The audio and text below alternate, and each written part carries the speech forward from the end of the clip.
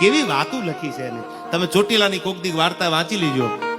માલસીકુ ગામ જેથી ભાંગી અને જેથી રામ ખાચર ચોટીલા પાછા વળ્યા તેથી ભોકાવાળાએ કેવરાયું હતું ચોટીલા દરબારને એટલું કેજો ગઢ કરવો હોય તો કરી નાખે, પણ ગણ્યા દીમાં જો ચોટીલાની માથે જો મીઠાના હળ નો આકું તો હું દરબાર ભોકાવાળો નો કહેવાઉં.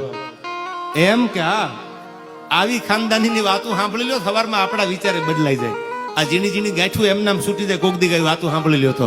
અને 1.5 ઘોડા, એક નહીં, બે નહીં, ત્રણ નહીં, 1.5 ઘોડા છે ચોટીલાના જાપામાં પાદરમાં આવીને ઉભા રહી ગયા.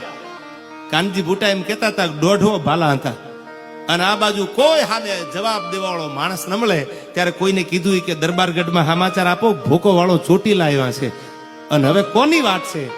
એટલે 1 કલાક, 2 કલાક, 3 કલાક થઈ એટલે કોઈ અંદરથી આવીને કીધું કે ભોકાવાળા તમે આવ્યા છો ચોટીલા ભાંગવા, પણ માફ કરજો આજ યુદ્ધ નહીં થાય.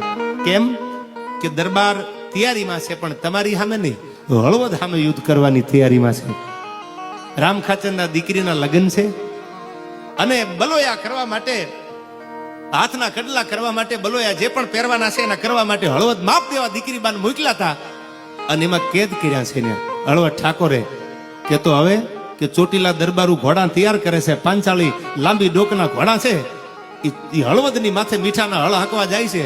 હવે તમે કયો એમ કરે હળવદ જાય તમારી સામે આવે. અને તેથી આ વાળો બોલ્યો છે કે તો હવે રામ ખાચરને કહી દો કે આપણો હિસાબ પછી પૂરો કરશું, હવે પેલા હળવદ હારે નીકળીએ.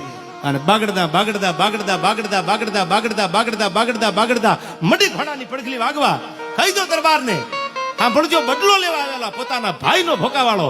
અને ચોટીલાના પાદરમાં એમ કીધું તો હવે આપણું ભલે પછી થઈ જાય, પેલા હળવદ જવું છે. દીકરી તો મારી તમારી હરખી છે, તમારી દીકરી મારી દીકરી છે, અને હવે હળવદ પેલા જાય પછી આપણો હિસાબ કરશું.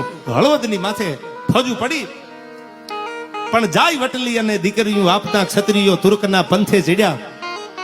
ખમા કઈ કઈ નીત તાજીમ કરે ગરીબડા બની પાવે પડ્યા. ધર્મ હિંદવાણનો ધોડીને હાલ્યો, એને દબાવી દબાવી દંડ દીધો.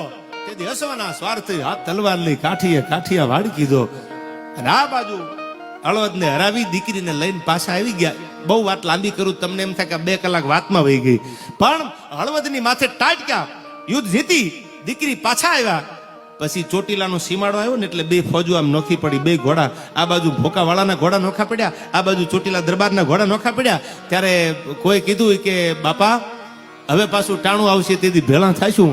પણ દીકરી એમ કીધું કાકા તમારું સમાધાન હું કરાવીશ હવે.